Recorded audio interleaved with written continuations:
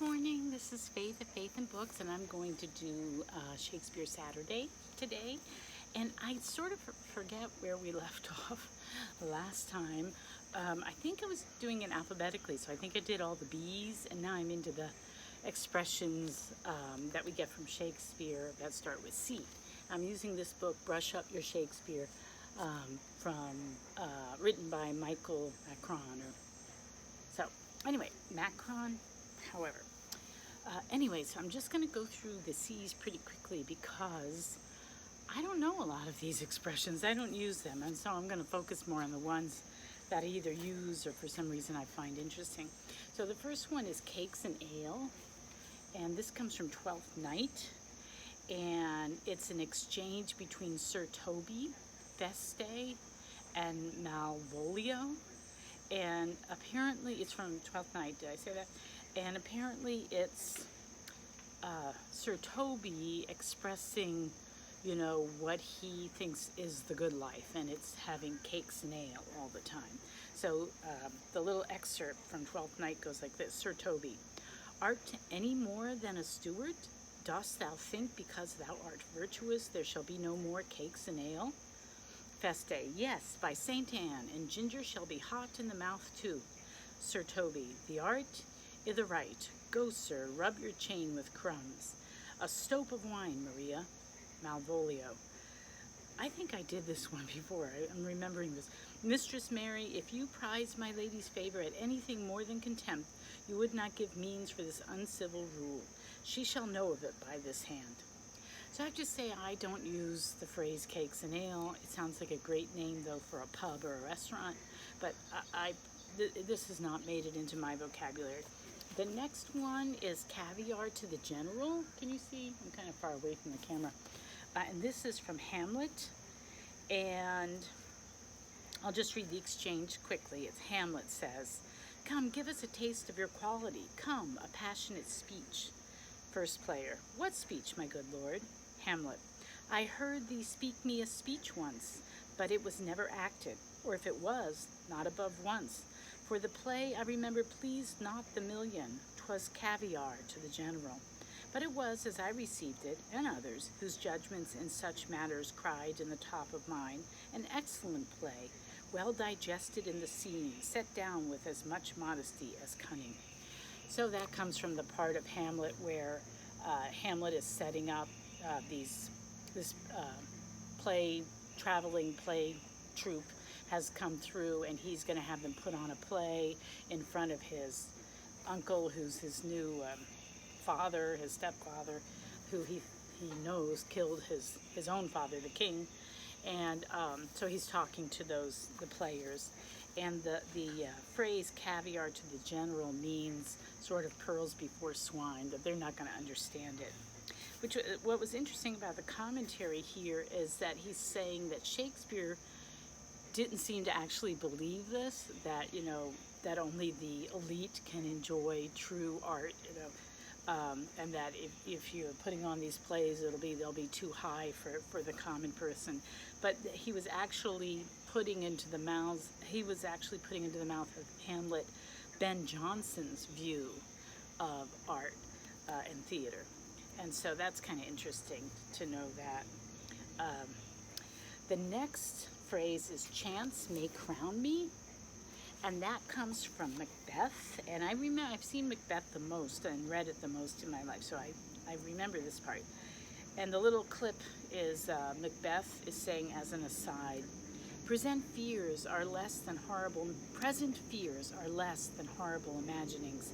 My thought, whose mirther yet is but fantastical, shakes so my single state of man that function is smothered in surmise, and nothing is but what is not.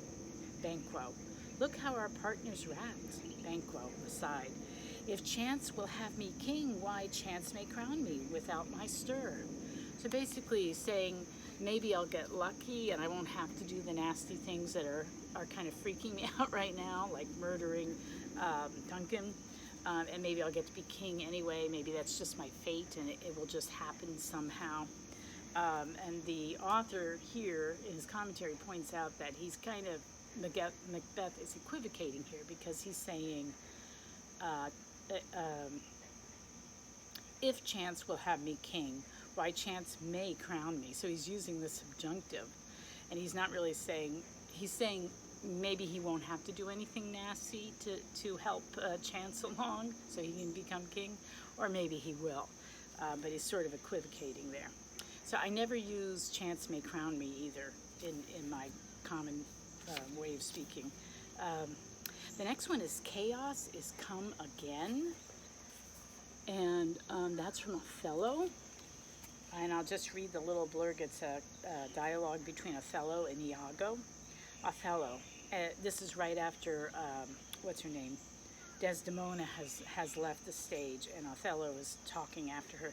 Excellent wretch, but wretch apparently back then didn't mean, it was an endearment. Perdition catch my soul, but I do love thee. And when I love thee not, chaos is come again. Iago says, my noble lord, Othello, what dost thou say, Iago? Iago, did Michael Cassio, when you wooed my lady, know of your love? So in the commentary, he's saying that Othello is not a very stable character, and he's sort of leaning on Desdemona to keep him sane.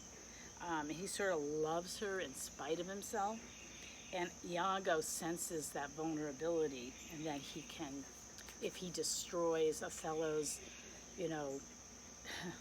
very weak or kind of not healthy, dysfunctional reliance on Desdemona, if he can destroy his trust in her, then he can win against Othello. So, which is exactly what he does.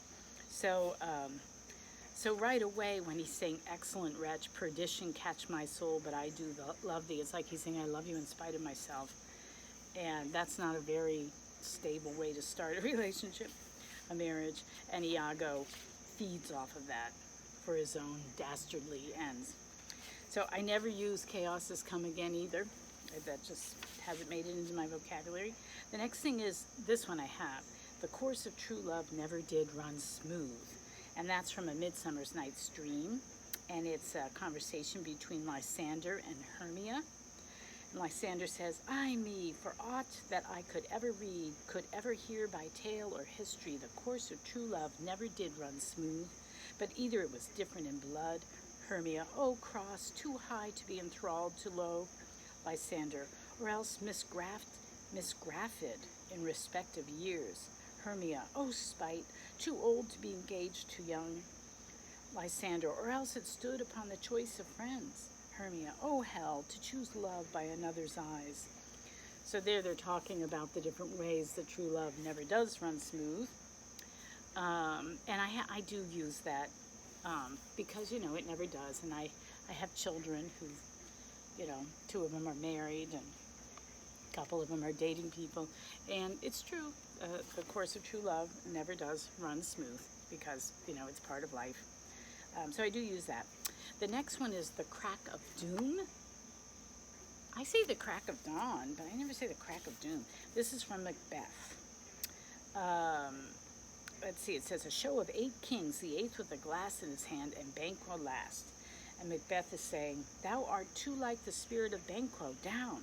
Thy crown does sear mine eyeballs, and thy hair, thou other gold-bound brow, is like the first. A third is like the former. Filthy hags, why do you show me this? A fourth, start, eyes. What? Will the line stretch out to the crack of doom? So in this passage, I'm not sure, where is this from? What, is he going crazy? Is this when he's going crazy?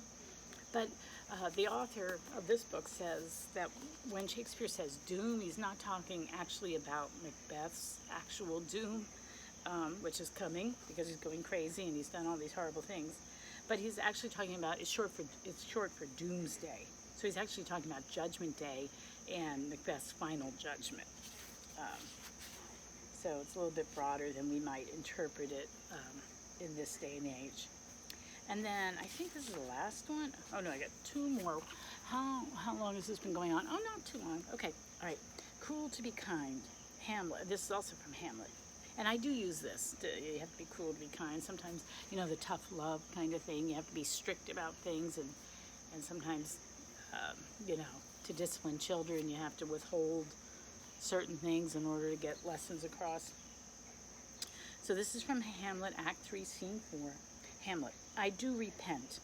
Oh, this is after he's killed Polonius. Polonius was a spy for the uncle, and he was hiding behind like a tapestry, and Hamlet was talking to his mother, and they noticed somebody was hiding, and so he just stabs through the tapestry, if you remember this part, and he kills Polonius. All right, and Hamlet is saying, I do repent, but heaven hath pleased it so, to punish me with this, and this with me, that I must be their scourge and minister. I will bestow him, and will answer well the death I gave him. So again, good night. I must be cruel only to be kind.